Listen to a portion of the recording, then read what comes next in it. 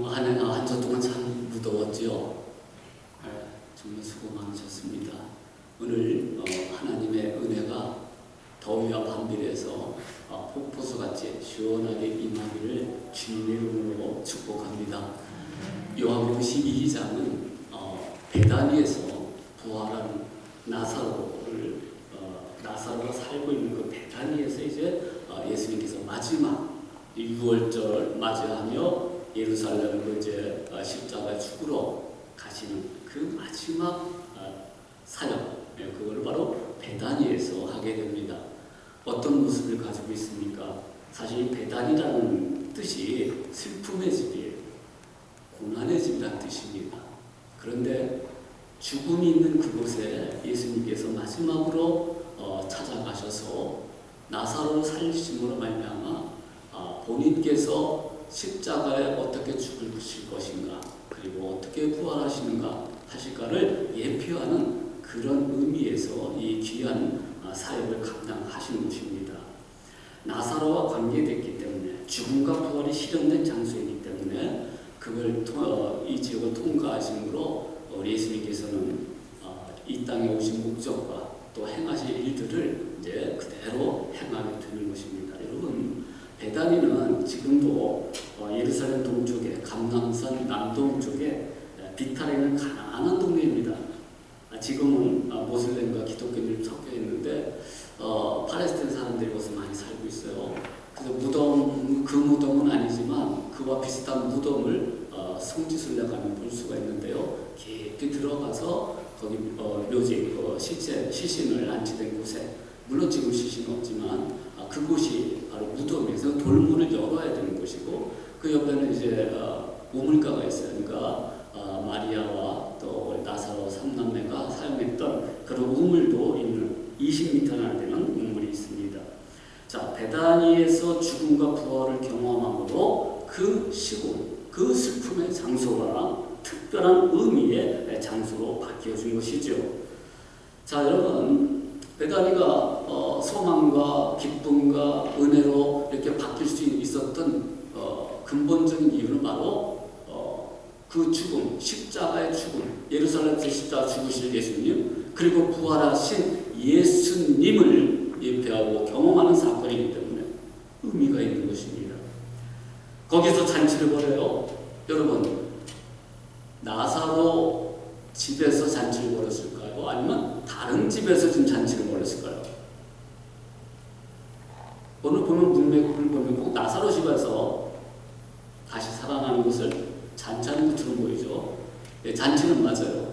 그러나 마태복음 26장 6절 13절, 마가복음 14장 39절 이런 내용이 이제 동일한 기사들이 나오는데, 마리아의 강요 사건 이런 거 다 나오는데, 그것을 보면 거기는 베다니 문둥이 그 나병 환자가 치유받았던 시몬의 집이 나왔어요.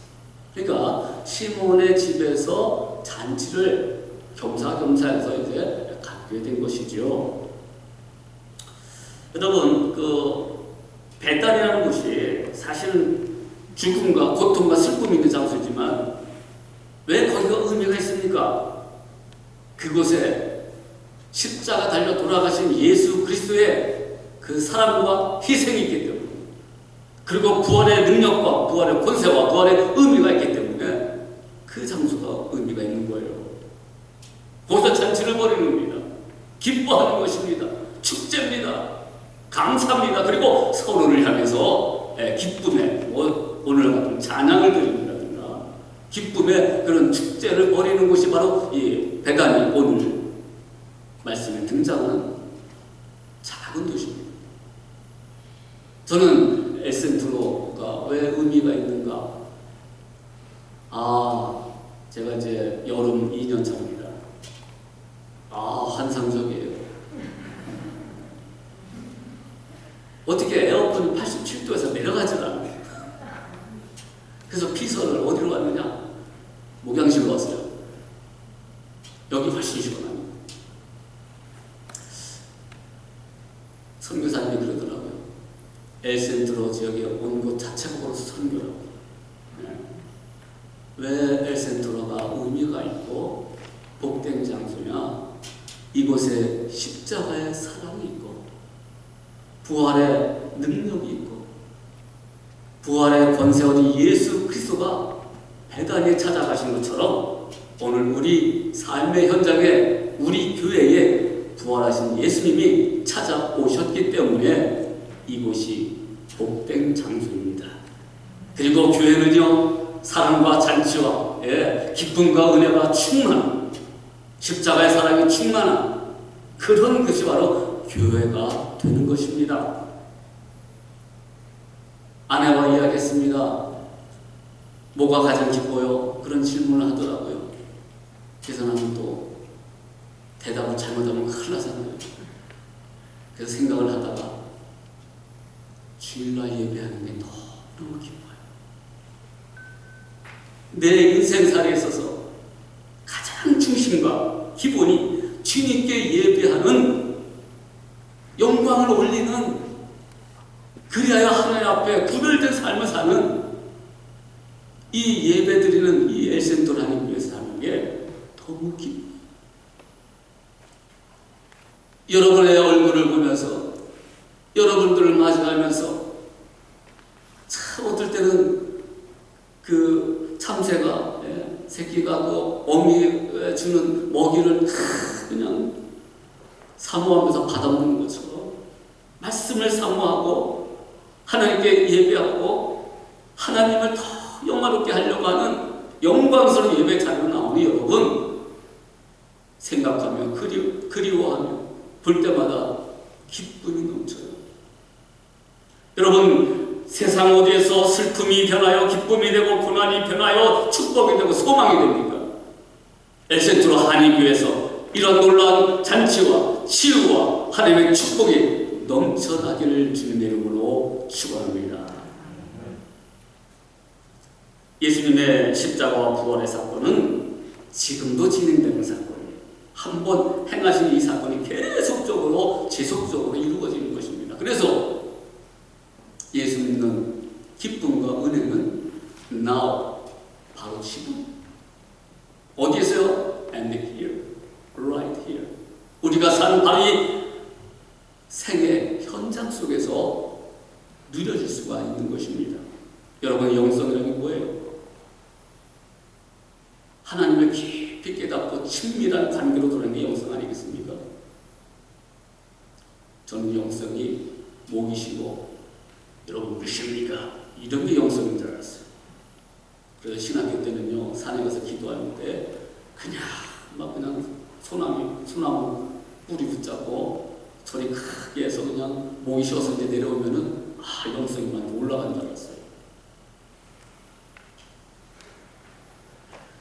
그래서 지금도 이제 목소리가 많이 이렇게 좀 갈라지고 그렇잖아요. 되게 영성 있게 들리지 않습니까? 아멘은 저에게 하나님의 축복이 있을지어다. 이런 영성이 아니라 3년 전에 하늘나라 가신 유진 피터스리는 영성 신학자가 있고 신학 교수이면서 또 메릴랜드 쪽에서 목회를 하신 분이 있어요.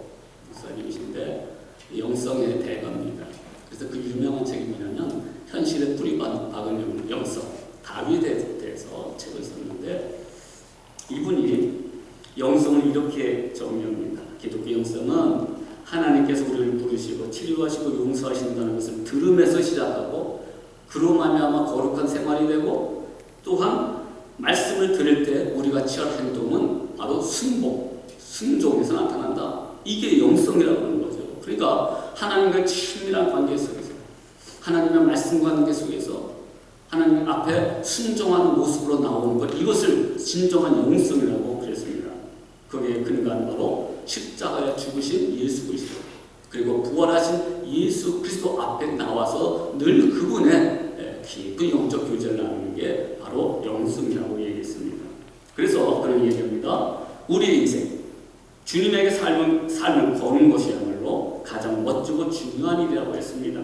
이런 영어로 한번 표현해 볼게요. 여러분 그 카지노에 가면은 뭐 했다 그래요? 돈을 배팅했다 그러죠.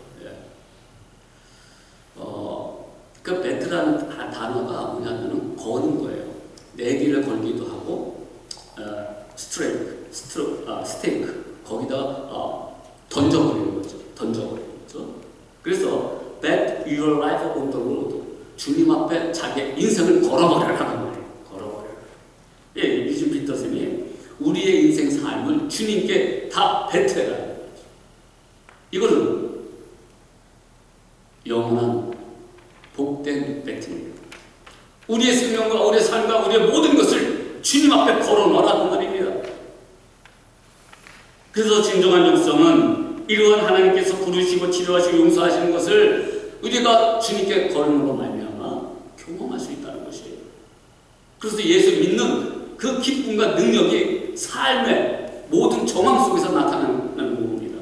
비록 우리가 일주일 동안 살면서 부족하고 넘어지기도 하고 죄의 유혹 가운데 있기도 하고 그러지만 그럼에도 불구하고 우리의 인생을 주님께 맡기기 때문에 주님께 우리의 인생의 모든 것을 다 배팅하기 때문에 하나님께서 기쁨으로 받아주시고 우리와 함께 하시며 주님의 놀라신 은혜를 예수 그리스도를 통하여 우리에게 지금도 부어주고 계시다는 것입니다.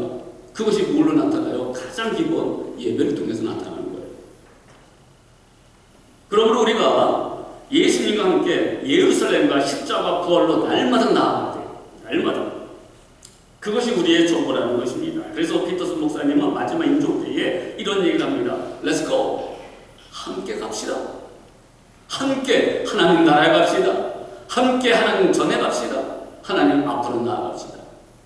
그 말을 하고 하나님 나라 가신 분이에요. 이분의 삶에 또 강조점을 두 마디로 정리한다면 십자가를 통해 자기를 부정하고 자기를 부인하고 십자가를 쫓아가고 그 은혜를 힘입어 온전히 순종하는 삶, 이것이 바로 크리스찬의 삶이라는 것을 말씀하고 있어요. 오늘 그 유명한 마리아의 향유 부흥 사건이 나옵니다. 이걸 통해서 얼마나 많은 설교를 들었습니까? 헌신을 해야 됩니다. 여러분, 헌신이 먼저가 first meeting이 아니에요.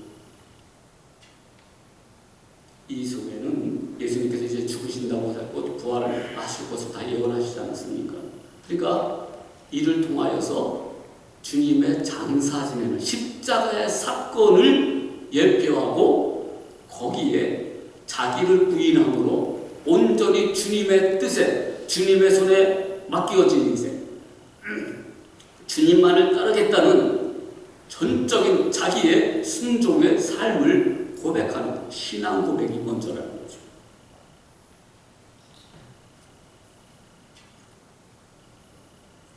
이 말씀은요, 자기 부정이라는 말씀은 예수님의 말씀을 좀 봐야 돼요. 마태복음 16장 24절 말씀 찾아보시기 바랍니다. 마태복음 16장 24절. 이정희 집사님이 꼭 찾으셨으면 말씀 읽어주시면 감사하겠습니다. 예수께서 제자들에게 이르시되 누구든지 나를 따라오려거든 자기를 부인하고 자기 십자가를 지고 나를 따를 것입니다. 예, 자기 부정, 이것은 곧 나를 따라오려거든 예수님께서 자기를 부인하고 deny, 우리 자신을 디나이하는 거예요. 이것은 심리학적으로 정신적으로 보면 잘못하면 자기 분열이 될 수 있어요. 그런 뜻이 아니라 로마를 당시에 로마를 부인하고 반란을 일으킨다든가 인정을 안 하면은 이 사람들을 어떻게 처리합니까? 나무 틀에 십자가 틀 같은 곳에 매달아버려서 사형을 시켰어요. 자기를 부인한다는 것은 죽는 거잖아요. 그죠? 내 생명을 주님께 드립니다. 나의 인생을 주님께 전적으로 드립니다라는 신앙 고백입니다. 자기를 부인한다는 것은 내가 예수 그리스도께 죽는다는 것을 얘기합니다. 그래서 이 마리아의 향유 사건이 나오는데 옥합을 열어서 그 비싼 것을 예수님의 발 앞에 쏟아 붓습니다.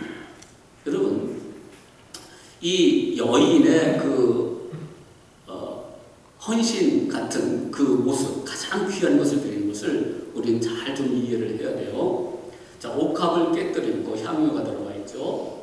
비싼 향유입니다. 1년치 노동자의 봉급에 해당되는 영을 같으면 3만 불에서 5만 불 사이가 되지 않을까. 그렇게 비싼 거예요. 또 결혼을 위해서 준비할 수도 있었어요. 결혼 지참금이 될 수가 있었어요.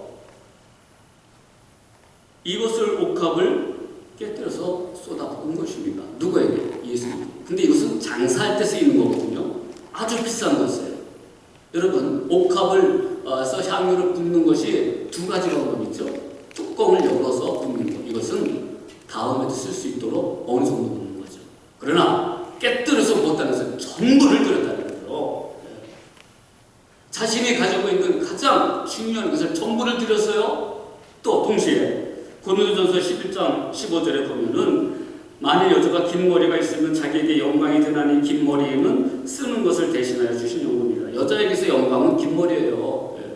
그 당시에는요, 특별히 긴 머리인데 그 머리카락으로 예수님의 발을 씻겼다는 겁니다. 기꺼이 승복하는 하나님의 종이 되겠다는 거예요. 자, 그러면 이 사건이 마태복음과 마가복음의 사건에도 그대로 기록되고 있거든요. 마태복음 16장에서도 나왔었고요. 26장에 나오고요. 그리고 마가복음에서도 14장에 나오는데 거기는 예수님의 머리에 부었다고 그랬어요. 똑같은 동일 사건인데. 여기는 팔이에요. 이걸 가지고 다른 사건이라고 이렇게 주장하는 사람들인데 안 그렇습니다. 머리에서 부으니까 발로 떨어지는 거예요.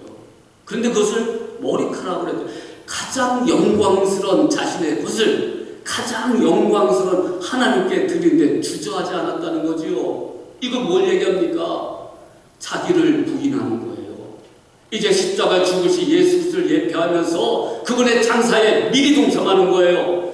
여러분, 우리가 신앙생활하는 것은 예수 십자가에서 내가 죽는 것입니다. 할렐루야. 내가 죽는 거예요, 여러분.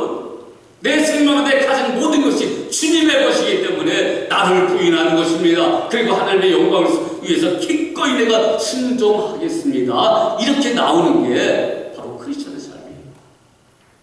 이게 봉사예요. 여기서 헌신이 나오게 되는 것입니다. 철저하게 자기를 부정하면 철저하게 하나님의 은혜를 던지게 됩니다. 나의 남은 삶은 주님을 쫓아 승복하며 살겠습니다. 그 각오가 이 향유 사건에서 나타나는 것입니다. 여러분, 예수님을 보십시오. 십자가 고통도 있습니다. 그러나 예수님 스스로가 자기를 부인하시고 아버지 뜻에 순종하게 됩니다. 십자가는 자기를 부인하는 것입니다. 하나님의 은혜와 자비를 경험한 놀라운 하늘의 신비함이 대신에 덧입혀지는 것입니다. 자기가 죽어야 하나님의 자녀가 살아난다는 거죠. 여러분, 그래서 사도 바울은 자기를 전제로 제물로 드려서, 여러분 전제 제물 드릴 때 어떻게 돼요? 모든 게 다 찢겨지고 모든 게 다 쏟아내는 걸 태워져요. 철저하게 자기가 죽는 거죠. 하나님의 영광을 위해서 자기가 죽는 거예요. 그것이 봉사로 나타나는 거예요. 이웃을 향해서 나타나는 거예요. 그래서 가장 첫 번째 중요한 것은 예배의 삶에서, 예배의 모습에서 이러한 진정한 자기 부정과 자기 승복이 나타나는 겁니다. 제가 이 말씀을 준비하면서 우리 교회가 참 많이 은혜롭게 이렇게 성장하고 있어요. 아주 분위기도 좋아지고 있어요. 근데 예배가, 근데 그 첫 번째 예배가 또 나타나요. 예배. 장로교의 일반적인 전통에 따르면 우리 교회는 그 일반적 전통에 따라가지 않고 있어요. 왜냐하면 보통 대표 기도를 하더라도 좀 이게 규모가 있는 교회는 장로님만 해요. 근데 우리 교회는 남자 직분자들은 다 대표 기도를 시켜요. 거기다가 찬양도 하게 되지요. 안내위원도 하게 되죠. 예배 인도도 하게 되죠. 때로는 찬양을 연구드리는 특성도 하게 되죠. 이게 뭐예요? 다 같이 동참해서 하나님 앞에 영광 영광스러운 순종을 보여주는 거예요. 그래서요, 하늘나라의 권세를 우리 교회의 조직에게 위임을 시켜주는 거예요. 그래서 제사장의 그런 마음으로 기도하고 제사장의 심정으로 예배를 섬기는 것이 다 예배의 이름에 들어가 있는 거예요. 그러니까 얼마나 중요한 자리입니까? 하나님께서 우리에게 당회라는 또 조직이라는 게 허락하셔서 하나님의 권위와 그 하나님의 일을 하시고 봉사에 대해서 섬김에 대해서 위임을 해주는 거예요. 그러니까 이제 기도를 또 안내위원을 할 때 일일이 다 허락을 못 맡아요. 예. 그래서 직분자들을 다 올렸어요. 근데 어떤 분이 이제 그런 얘기, 나는 지금 교회도 못 나가고 나는 지금 그런데 왜 마음대로 올리세요? 여러분, 이것을 하나님의 말씀으로 순복하셔야 돼요. 그래서 왜 이렇게 참여를 시킵니까? 그래야 한 번에 더 기도하고, 그래야 더 한 번에 더 교회 나와서 예배하고, 그래야 한 번이라도 더 성도들의 얼굴을 보면서 하나님의 사랑을 나눌 수 있고 격려하고 힘을 주고 이러는 거 아니겠습니까? 할렐루야. 여러분 안내를 하면서 얼마나 기뻐요. 여러분의 얼굴을 보면서. 제가 여기서 앉아서 여러분들 오는 모습을 볼 적에요, 빛이 나요. 빛이 나. 예. 영광스러운 빛이 있더라고요. 예. 그런 기쁨이 있어요. 그러니까 예배위원회에 동참하는 것을 제사장의 마음으로 하게 되면 얼마나 기쁩니까? 예. 얼마나 큰 축복입니까? 그건 쉬운 건 아니에요. 예. 특별히 찬양팀 같은 경우에는 몇 사람이 같이 해야 된단 말이죠. 근데 이 악보를 가지고 또 해야 된단 말이에요. 그러니까 얼마나 예민합니까? 제가 젊었을 적에 교회 찬양팀이 이제 생겨나가지고 찬양을 그때 많이 이제 찬양 가서 알게 된 건데, 실력도 없는 데다가 찬양팀은 만들어졌지, 드럼은 막 치지, 키보드 치지, 또 노래를 하는데 박자도 안 맞지, 얼마나 힘들었는지 도중에는 때려치고 싶었어요. 그런데 성경이 뭐라고 하나? 비파야 수고만 깰지어다. 현악기, 타악기, 건반악기 모든 악기를 동원하여 영어를 찬양하라서 예배 시간 가운데 우리의 모든 최선을 다해서 준비해가지고 같이 화합해서 하나님께 드린다면 우리 하나님께서 가장 기뻐하시지 않겠냐는 말이에요. 동시에 예배의 분위기가, 그 영적인 분위기는 아무래도 제가 담임 목사가 그 부분에 대해서는 전문가 아닙니까? 이 부분에서는 우리가 이런 식으로 좀 했으면 좋겠다. 예배를 최적으로 생각하면서 그렇게 말씀할 적에 여러분, 하나님의 권위의 말씀으로 순종하여서 기쁨으로 자발적인 순복하고 이 예배에 섬김에 봉사에 동참하시길 주님의 이름으로 축복합니다. 여러분, 자기가 부인한다는 것, 자기를 하나님 앞에 절도로 드린다는 것, 복종하는 것, 이것은 하나님 앞에서 자신의 존재가 어떤 것인가를 확인하는 가운데 기꺼이 순종하는 것을 말씀하고 있습니다. 마리아는 자신이 어떤 존재인가를 알게 됩니다. 죽을 수밖에 없는 존재, 절망스러운 존재, 정말 누군가가 나를 도와주지 않으면 구원이 될 수 없는 존재, 이걸 깨닫고 자기를 인정하고 하나님의 형상으로 회복되는 과정을 이 향유 사건을 통해서 보여주고 있습니다. 우리 인간이 자신을 창조한 하나님을 전적으로 알게 될 때 그 앞에서 자신이 어떤 존재인가를 깨닫게 됩니다. 그래서 어떻게 살아야 된다는 것을 주님께서 가르쳐 주십니다. 그리스도인은 자기를 부정할 때까지 하나님 알도록 최선을 다해서 노력을 해야 합니다. 뭘 통해서 노력해요? 뭘 통해서 알아요? 늘 말씀을 배우고 깨닫고 그것이 친밀한 가운데 하나님 말씀을 늘 하루하루를 인도함 받는 그 속에서 깨닫게 되는 거지. 여러분, 요즘에 큐티, 우리 생명사람 큐티가 어디 본문입니까? 하세요. 출애굽기, 좀 전에 또 시편 말씀이 있었지만 통독, 오는 통독을 통해서 하나님 가까이서 그분의 뜻과 그분의 주시는 메시지를 받아 받아들임으로 말미암아 우리의 삶의 진정한 행복과 기쁨과 감사가 달마다 누려지시길 주님의 이름으로 축복합니다. 여러분, 하나님께 복종한다는 것은 자기를 아무것도 아닌 무로 여기는 게 아니에요. 나중에 그런 뜻이 아니고요. 내가 부족하니까 하나님 앞에 필요하니까 그런 뜻을 있는 것이 아니에요. 자기를 부정하고 하나님이 하나님 되시기를 인정하는 것, 그리고 내 인생을, 내 생명을 주님께 위탁하고 주님의 말씀에 순종함으로 하나님의 뜻을 이뤄가는 데 기꺼이 동참하는 것, 이것이 바로 자기 순복이 되는 것입니다. 가까운 은사를 받은 대로 하나님의 여러 가지 은혜를 맡은 선한 청지기 같이 서로 봉사. 베드로전서 4장 10절의 말씀처럼 교회에서의 봉사가 첫째예요. 그리고 그것이 나아가서 이웃을 향한 봉사로 나아가 됩니다. 여러분, 가룟 유다는 그 물질을 쏟아부는 것을 보고 아까워했죠. 그리고 가난한 사람한테 줘야 되는데 1년치 공급을 다 쏟아버리면 어떻게 하겠습니까? 여러분, 사도 요한은 뭐라고 기록합니까? 저는 도적해버렸어요. 이렇게 얘기하는 사람 치고 구경만 사람 못 봤어요.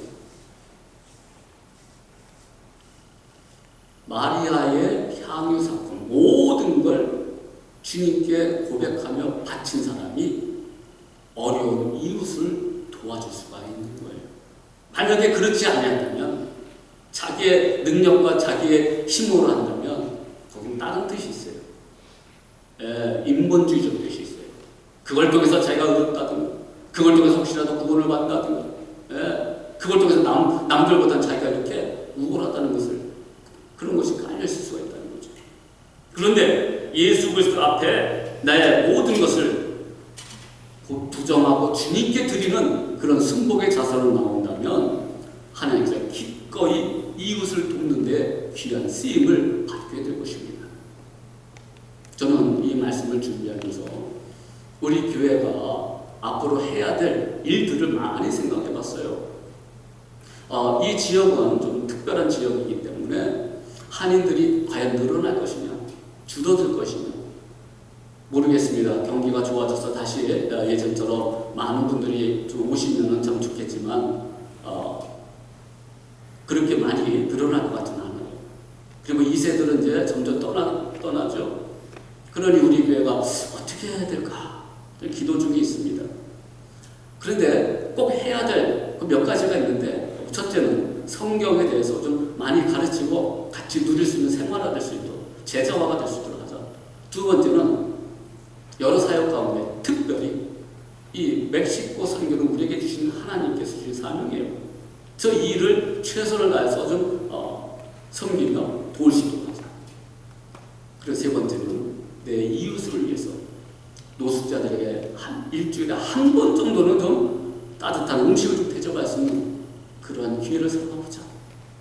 나아가서 우리 이 이웃의 장애인들 가정, 장애인들을 섬길 수 있는 프로그램을 좀 개발하자. 이런 마음을 이제 갖게 됩니다.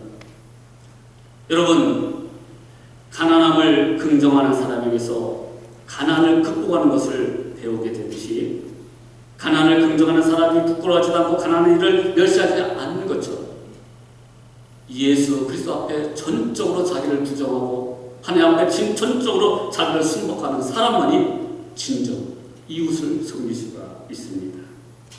여러분, 우리 이 헌신의 모습은 가룟 유다와 마리아의 향유 사건을 통해서 주시는 교훈은 선결의 문제를 무엇이 더 중요하고 무엇이 더 우선인 것을 극명하게 대조시킵니다. 가룟 유다는 물질을 우선으로 여겼습니다.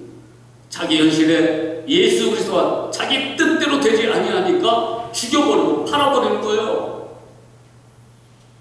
저는 이 말씀을 준비하면서 오늘 이웃에 있는, 하나님을 섬기지 못하고 있는, 예배하지 못하고 있는 우리 사랑하는 이웃들을 보면서 가슴이 아팠어요. 현실 중요하지요. 물질 중요하지요. 그러나 선결의 문제예요. 무엇이 더 중요하고 무엇을 더 우선으로 해야 되겠습니까?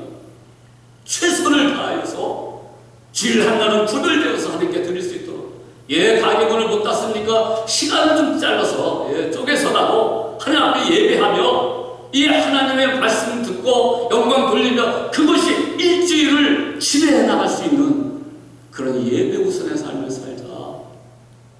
이 말씀을 통해서 좀 깨닫게 되었어요. 왜 그렇습니까? 현실이 너무 중요한 거예요. 물질이 중요한 거예요. 예수님보다 더 중요한 것이 바로 현실이기 때문에 그렇습니다. 여러분, 그러면 안 돼요. 그것이 하나님을 제대로 알지 못하기 때문에 그렇습니다. 믿음이 없기 때문에 그렇습니다. 오늘 마리아의 향기 사건을 통해서 우리가 배워야 될 교훈은 뭡니까? 하나님을 내게 인정하십시오.